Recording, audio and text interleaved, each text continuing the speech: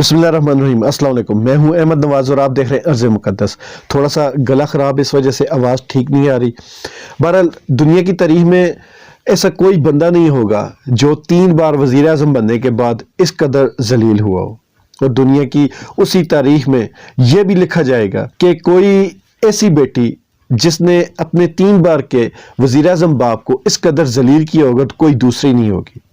जी हाँ, मैं बात कर रहा हूँ हमारे बहुत ही प्यारे हर दिल अजीज मियाँ मोहम्मद नवाज शरीफ साहब की, जिनको अल्लाह ताला ने इस कदर इज्जत अता फरमाई कि उनको बादशाही मिली, उनको इतनी इज्जत मिली कि कुछ लोग क्या अक्सरियत ऐसे सिर्फ ख्वाब ही देखते हैं। दुनिया में बहुत सारे तो ऐसे लोग भी हैं जो अहलियत और काबिलियत में मियाँ मोहम्मद नवाज शरीफ साहब से लाखों गुना ज़्यादा बेहतर हैं, लेकिन वो बेचारे सारी जिंदगी से लड़ते लड़ते जिंदगी गुजार जाते हैं। और बहुत सारों का तो इससे भी ज्यादा बुरा हाल होता है कि उनका मरने के बाद कोई नाम लेवा तक नहीं होता।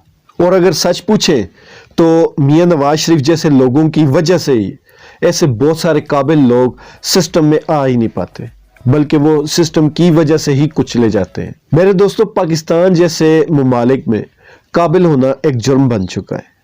पाकिस्तान जैसे मुल्कों में सिर्फ 2 जातें होती हैं, एक इंतहाई निचली और एक इंतहाई ऊपर वाली। इन 2 जातों का बदकिस्मती से जो ज़हनी पसमानदगी है वो इस कदर फैल चुकी है कि इन दोनों को काबिल लोग कबूल ही नहीं, ये काबिलियत को कबूल ही नहीं करते। जो इंतहाई निचले तबके वाले हैं वो भी काबिलियत को कबूल नहीं करते। उनके घर में कोई बच्चा थोड़ा सियाना हो जाए तो लोग उसको कहते हैं ये बेकी बेकी बातें करता है।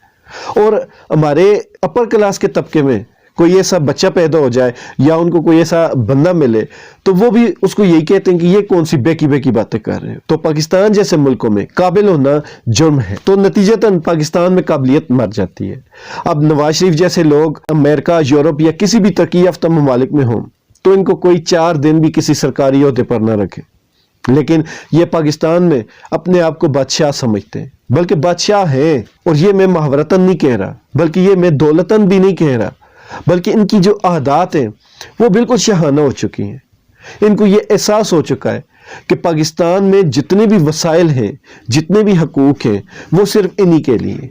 बाकी जितने भी पाकिस्तानी हैं वो सिर्फ और सिर्फ इनकी गुलामी करने के लिए पैदा हुए हैं। और गुलाम का तो काम है ना वो सवाल कर सकता है और ना ही अपनी अक्ल इनके सामने इस्तेमाल कर सकता है। अब जैसा कि कल मियाँ मरियम साहिबा ने इमरान खान साहब को कहा कि आपको मियाँ नवाज शरीफ से बहादुरी उधार ले लेनी चाहिए, तो मेरा उनसे सिर्फ छोटा सा एक सवाल है, बल्कि नहीं 2 सवाल है।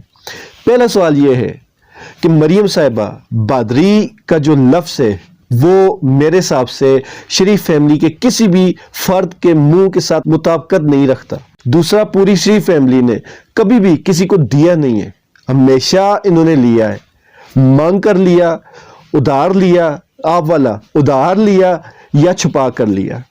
अगर इन तीनों सूरतों में इनका गुजारा नहीं चला तो फिर इनका जो एक तरीका वारदात, इनका मशहूर ज़माना तरीका वारदात है, वो है लूट कर लेना। तो मियाँ मरियम साहिबा, आप जितना ज़्यादा बोलती हैं इसका इमरान खान साहब की सेहत पर कख फर्क नहीं पड़ता, बल्कि उल्टा आप अपनी ही तरबियत, अहलियत और काबिलियत को लोगों के सामने खोल कर रख देती हैं और लोग आपकी बातों से सिर्फ चस्के लेते हैं, सीरियस नहीं लेते। यकीन कीजिएगा। खुश रहें, ईमान वाली ज़िंदगी पाएं। अल्लाह ताला हम सबका हामी नासिर।